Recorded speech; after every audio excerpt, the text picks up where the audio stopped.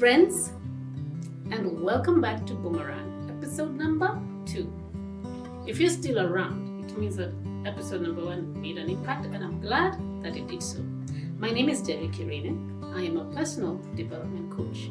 I seek to promote personal growth by looking at how relationships affect the way you relate with yourself, to others, and the world around you. In episode 1, we covered a number of things. We started with my story. We talked about this guy called Bobo. And I wanted to share my journey with you. Episode 2, we're going to discuss something called the Imposter Syndrome. Something I'm sure you've heard of many people talking about.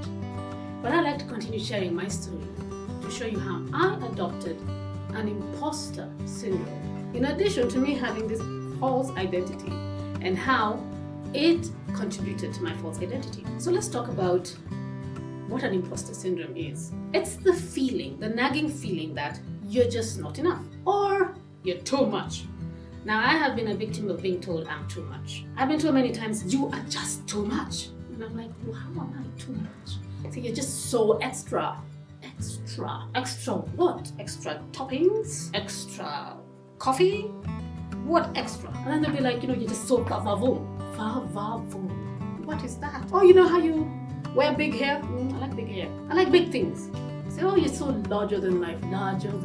So then I said, okay, maybe I perhaps need to diminish a little bit of this blah-blah-blah-ness so that I can be socially acceptable. But besides that, there was also a nagging feeling that I've had while I was growing up of not being enough. Where did it start? Now, if you were born when I was born, and I'm not leaving it up to you to guess because I'm not going to say it. If you were born when I was born, you would have gone through a transition from the old system before 844 into 844. So when I started school, I was in that other system. I don't know what it was. I can't remember, 7 something.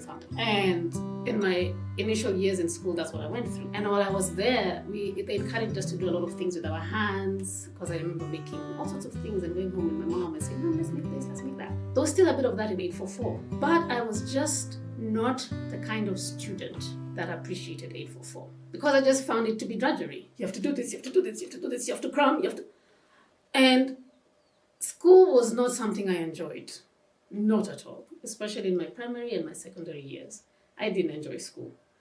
I went to school, believe it or not, to grow up.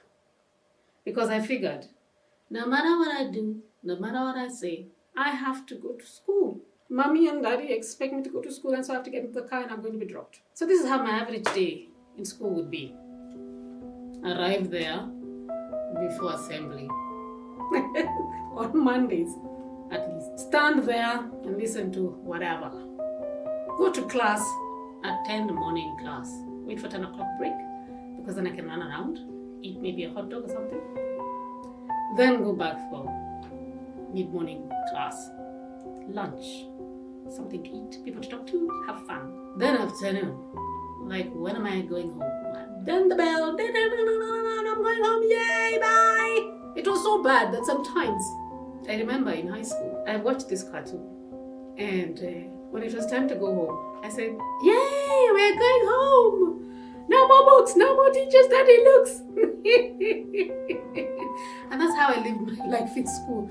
I just didn't like going to school because I found that I don't think they appreciated the fact that I was an arts person. I liked creating things with my hands. I liked acting. I liked dancing. I liked reading, for sure. And I read all these books, and it's because they created a rich fantasy life for me. So sometimes I'll be sitting through class, and all I'm thinking is of all these nice things, unicorns and butterflies and what. And I just went through school that way. And how did this imposter syndrome develop through my school life? As a result of me being very bored half the time, I didn't put in any effort. I did not apply myself. So I was quite happy to be at the bottom of the class. Not that I was happy, that's just where I ended up. And so I'd be third from bottom. When I got to 5th from bottom, I'm like, yay, something to celebrate. And I've done nothing. So the way our system was, at least when I was in school, when you get to the final year of primary, then they segregate pupils according to their level of performance. So the A students go to one class. The bright students, but not A, go to another class. And then those who are very average, like myself, ended up in the 3rd class. So I was in East. And it didn't matter to me whether I was in East or North or South. I was just there to finish. And so after many years of going to school where I never even knew what it meant to be top 10, all of a sudden I was top 3. Why? I was in the bottom of the bottom and I could be top 3. So I'd go to school this time round after we did our exams and got our results. And the head teacher would start calling up the top 3 in every class. And I was top 3 of the bottom. I felt accomplished because for once I went at the front and I was acknowledged. For what? But anywho, I got through it. So there were certain things also that I experienced when I was growing up that led to this, me feeling like I'm not good enough. So I don't know about the rest of you, but in our time, whenever we go for like family functions, meeting other families and everything, parents would sit down and discuss grades. Like, And so when she finishes, where do you expect her to go? So we're hoping. And then when you go home, they say, you know what? You need to do as well as so-and-so. You know, so-and-so is getting this number of marks and they're going to go to Alliance. And you, I'm not sure where you're going to end up. I'm like, I also don't know where I'm going to end up. And then every parent, at least let me see, what I heard from mine was that, you know, I used to be number 1 in class all the time. So you used to be number 1? And yes, been your mother. Your mother also used to do very well in class. Well, really? Yes, we're always top 3. Top 3! All of you, you're always top 3. Yes. And I go to school and ask, your parents, were they also number 1? Yeah, the man was number 1. The man was number 1. So I asked, if every parent was number 1, number 2, number 3, who was number last? That's what I want to know. And how did that number last end up where they were? That's what I want to know. Anyway, so there were these narratives that would say, you know, you need to do well. If you don't do well, you're going to end up in a bad school. You're going to do this. So there's a sense of fear that, oh my, I'm not going to make it. And I'm sure that many people can identify with that. And I'm not going to say that our parents did the wrong thing. It's just perhaps the way things were that time. And so I got through primary school and I went into secondary school. Certain things change when you're in secondary school because, of course, you do other subjects. You do things like literature, you do this, you do that. Things which I enjoyed because I loved reading. But there was also drama. There was choir. There was all these things where I threw myself into 100%. That was where I found my joy. But then again, remember, I got to the point where I said, I just got to get through this. So I went to school to grow up in my mind. Like, growing up means, let me get through this, get to the next stage, let me get through this, get to the next stage, and then one day, perhaps, I'll be able to do what I really, really want to do. But there were incidences where I would excel. Like, for example, there was one time I did very well in physics because I was able to imagine all these velocities and what I was able to understand them and I could answer the questions. There was a point in time where I did very well in history. So there were little blips like, there's some potential here. But I don't know whether our teachers were not equipped or whether the system did not allow them to identify a student that has different capabilities, a different way of seeing things. But the system was not designed for people like me who are artists. I remember one incident when I wasn't doing too well in chemistry. And chemistry, for some reason, was compulsory. Even for those of us who are not scientists. Yes, I had to do chemistry. And so my chemistry teacher called me one day. And she asked, why aren't you doing so well in chemistry? I said, well, because I don't like it. And I don't see how it's going to help me in my life. I said, no. Chemistry is going to help you. Like where? I'm not a scientist. So I sat back and I was like, I asked her, so if chemistry is going to help me, like you say, would there ever be a time when I'll go to a restaurant and ask for H2O instead of water? And she just said, go back to class. Because I can't help you. And so these were the things that went on and on as I was growing up. So how does that contribute to this imposter syndrome? So if for many years, all you've been listening to is how you're not doing well, surely you could do better. What is wrong with you? Why can't you just read? Why can't you study? Maybe you need tuition.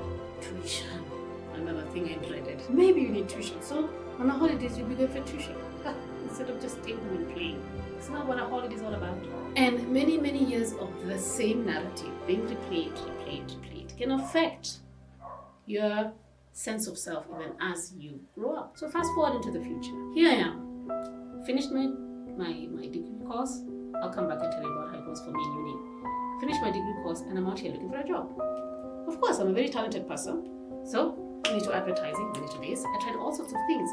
But for some reason, every time I was working, I always felt like, when are these people going to find out I'm not good enough? At some point they will. And then I'll have to deal with, maybe I'll be fired. And yes, I have lost my jobs before. But rather than sometimes looking at what really happened, deep down I'll be saying, I wasn't good enough. I really cannot keep a job. eventually I ended up doing my own things because, quite frankly, I work better on my own sometimes, where I can create my own work, and I thrive when I'm creating, rather than sometimes having to work in an organization where I don't feel like I can really achieve what I want to achieve. And I've done well working on my own. But this imposter syndrome was consistently nagging me at the back of my mind, like, when are they going to find out I'm really not good enough? Because I've heard this for so many times. As I dealt with this imposter syndrome, there were certain things that I ended up doing which were detrimental to me. For example, because I always felt that I was too much of a there's certain things I wouldn't pursue. Like, for example, I'm an actress. I sing, I dance. And I never saw that as a viable career option that could earn me income. Of course, yes, there are challenges in being an actress and being a singer. Before you make a break and everything, you must just keep going into it until you finally have a breakthrough. But I put that on hold for over 20 years. I didn't act, I didn't sing, and people would be saying, like, you're so talented, you sing, why don't you sing? I'm like, I was very good at karaoke, by the way, and I was quite a regular. And I'd finish singing and say, why haven't you developed an album?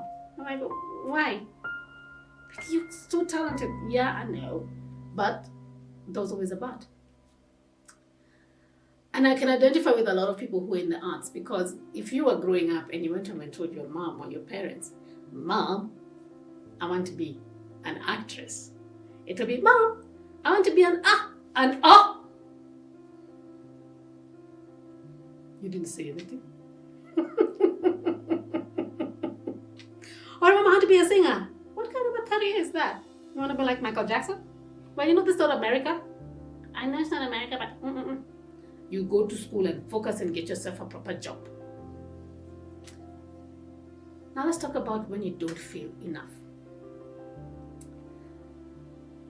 As a result of me not feeling enough, I became extremely defensive. It was always fight or flight. If I was working with people and something went wrong, first of all, who else? No, that wasn't me. It wasn't me. Instead of taking responsibility for some of the things that were going wrong, you'd quickly blame somebody else. You'd find a way of defending yourself. And that becomes very difficult. People find it very difficult to deal with you because all they're thinking is, this is a live wire. My goodness, you touch a raw nerve and that switch is off. And then you just look like you're a hostile person, and everybody's wondering, what issues does this person have? So you can see how detrimental this imposter syndrome can be. But let's talk about what we can do about that. So what do we do about this imposter? I have a few suggestions. Number one, map out your shortcomings against the reality, your reality, and invite people to come and truly speak to you about those shortcomings. Listen to what they have to say, whether they're positive or negative. And I know it's not easy, but it will be helpful to point you in the right direction. A lot of these things are just in your mind. You are the one who perceives them that way. Other people tend to see it differently. Number two, decide what you're going to spend your valuable time on. Instead of racking your brain, going over and over, why couldn't I shouldn't have, whatever. Spend time doing things that bring you joy. The other thing is, live a life of gratitude. Be thankful for the things that you have, your talents and your gifts, and choose to bless others with them. Also, look at the things that allow you to share kindness, genuine kindness, and focus on those. Appreciate yourself and stop comparing yourself to others.